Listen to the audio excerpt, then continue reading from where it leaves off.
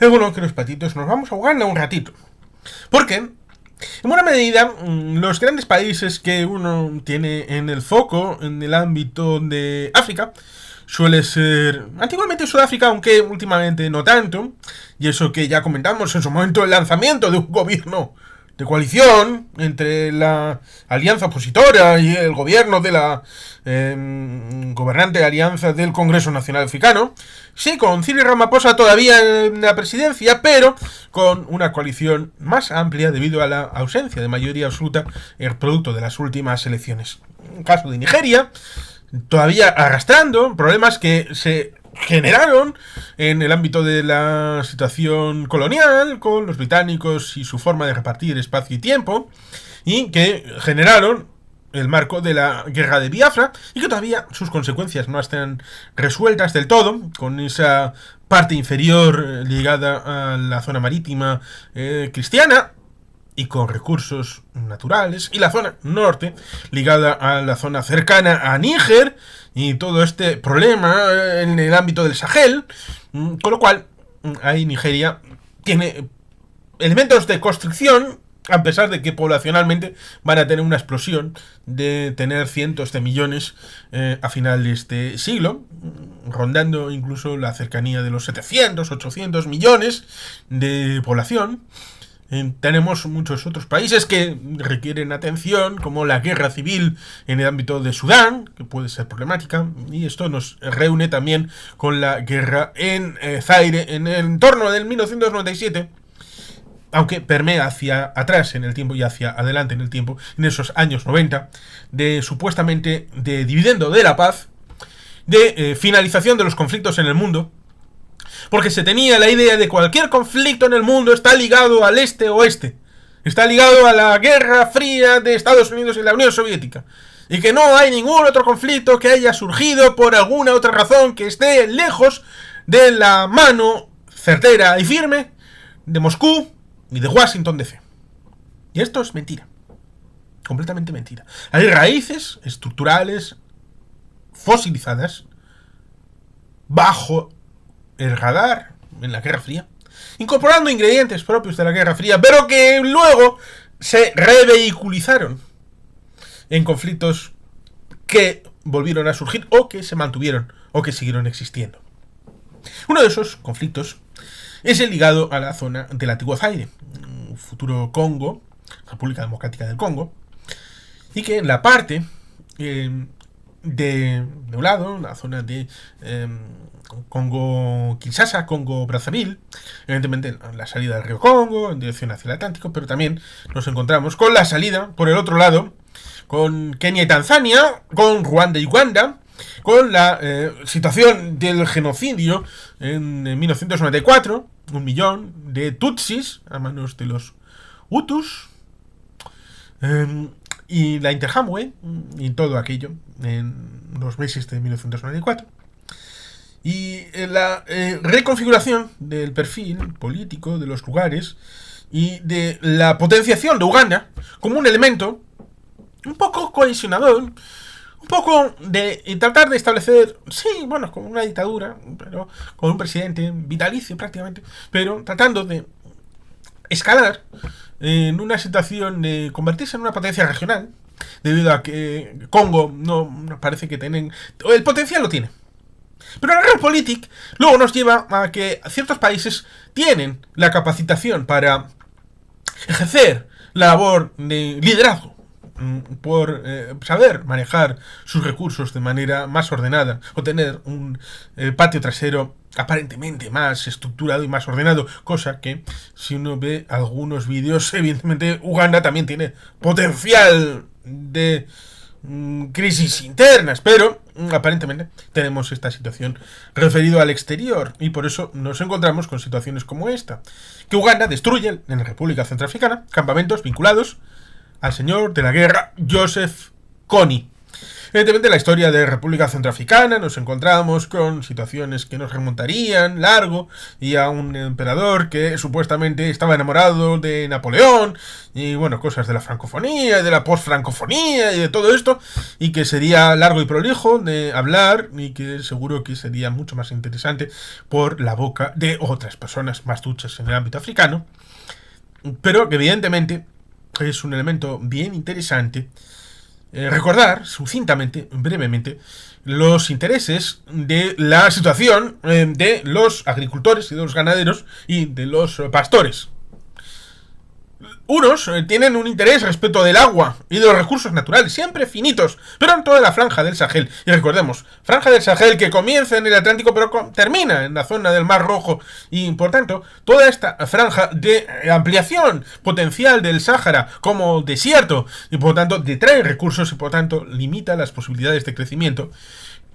Tenemos ahí una situación en la que también vincula la relación con la minería y muchos otros elementos en donde los recursos son limitados y se pelean los unos con los otros a la hora de afrontar el desafío vital de la supervivencia y de la concreción de los proyectos personales, familiares, colectivos, clánicos y de futuro para la creación de riqueza y la recreación de la vida clánica.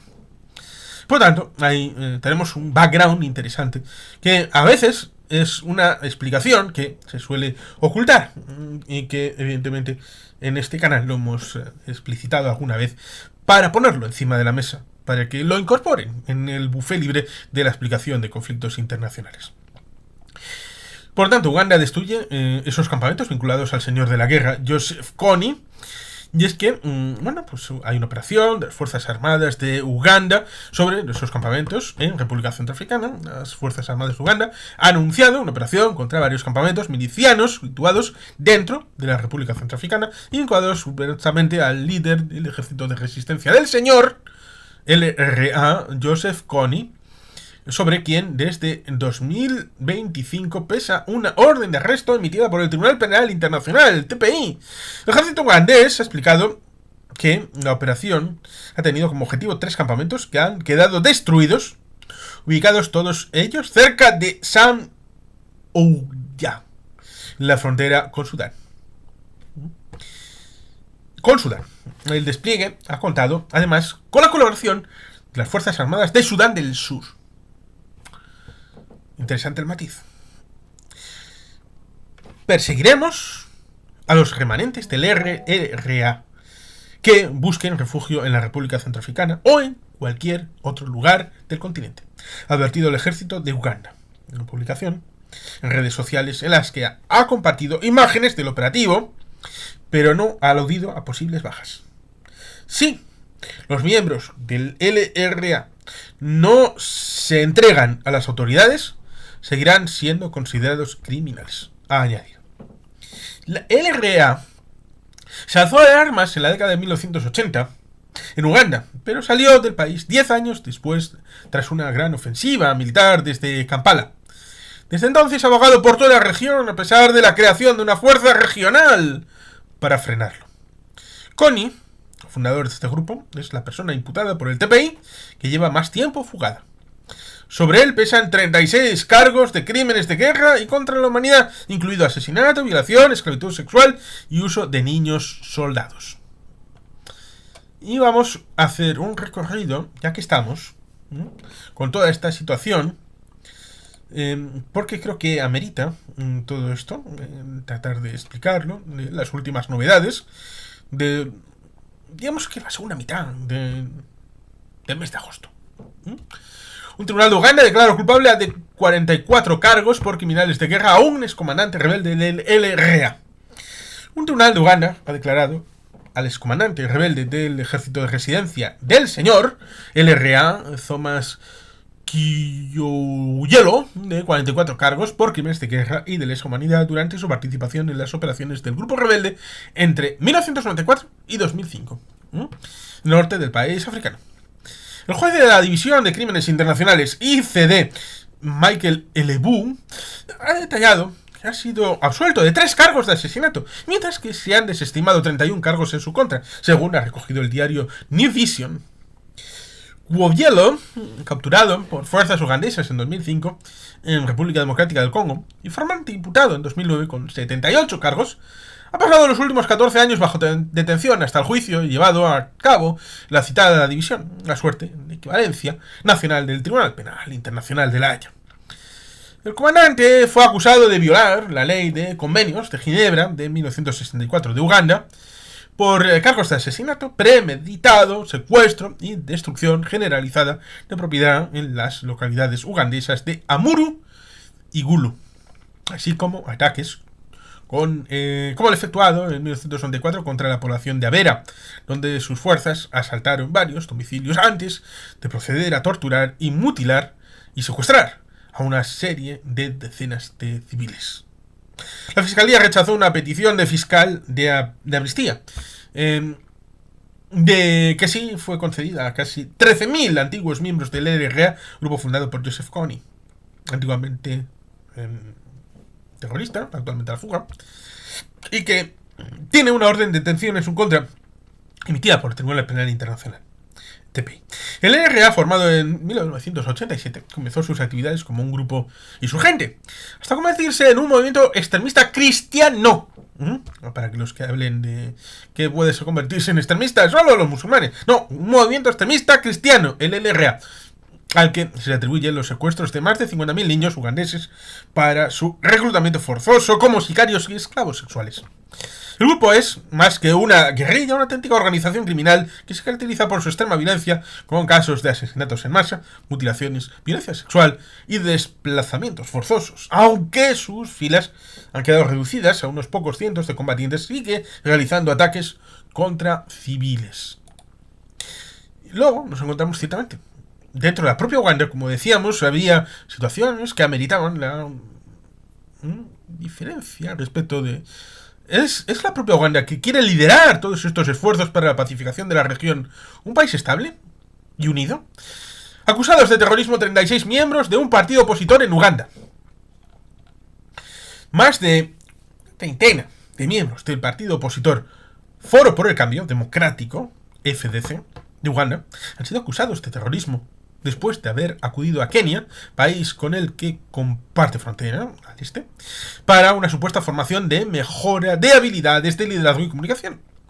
La Fiscalía alega que entre el 22 y 23 de julio de 2024 el grupo, junto con otros que aún se encuentran prófugos, viajó desde varios lugares de Uganda a Kisumu, en Kenia, para proporcionar o recibir entrenamiento terrorista, ha declarado el fiscal general Richard Birivumbuka.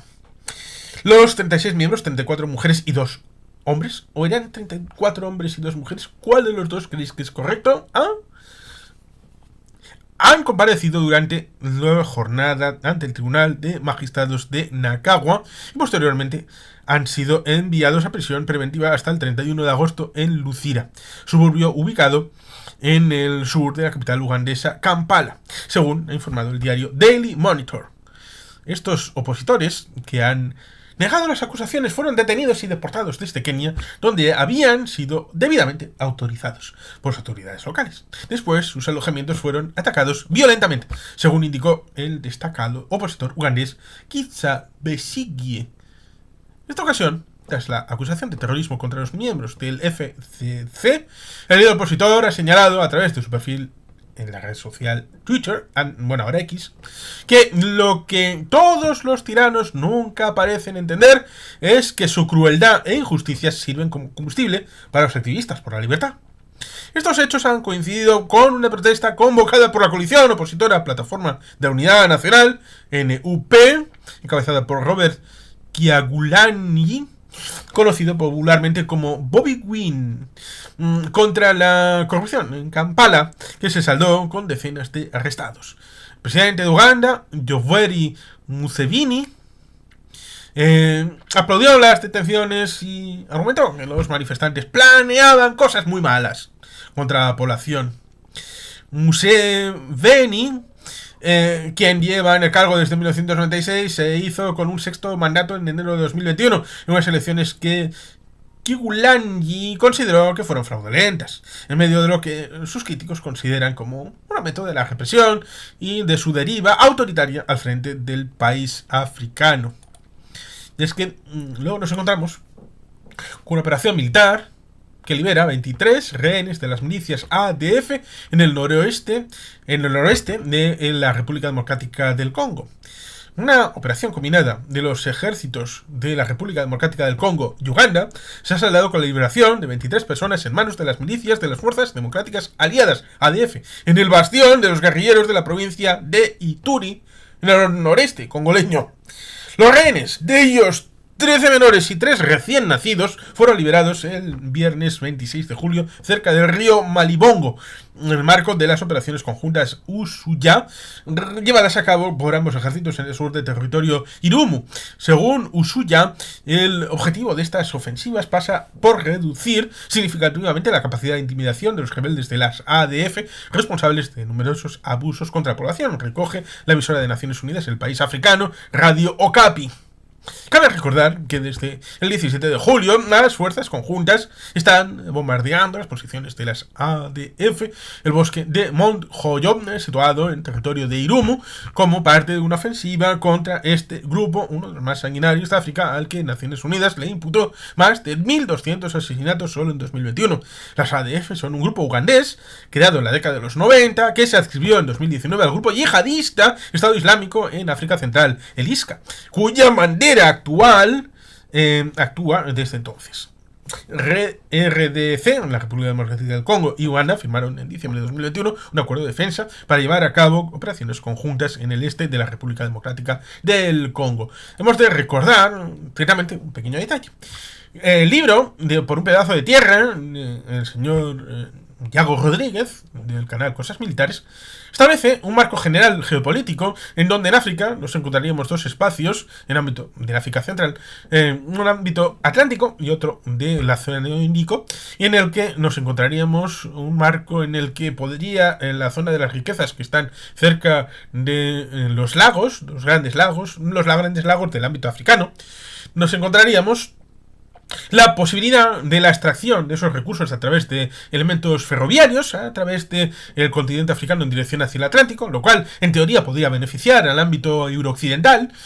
Y nos podríamos encontrar la salida a través de Uganda y de Kenia, Tanzania y todo esto en dirección hacia el Índico, que vincularía con redes que acabarían en la zona de China. Con lo cual, en buena medida, pues podríamos encontrar este elemento como ingrediente subrepticio a incorporar a todo este conjunto de siglas, de grupos, de países, en donde la porosidad y la situación explosiva, pues aunque pueda haber bajado mediáticamente, sigue estando de fondo ahí. Por tanto, ahí tenemos la situación respecto de la República Democrática del Congo, el tema de los de la LRA, con permeabilidad respecto de la situación en el asunto de República Centroafricana, la disidencia interna respecto de aquellos que fueron al exterior, y por eso el asunto ligado a que Museveni dice que los detenidos en las protestas en Uganda planeaban cosas muy malas, muy malas. Y recalca, ciertamente, que habrían recibido financiación extranjera y denuncia planes imperialistas contra el país.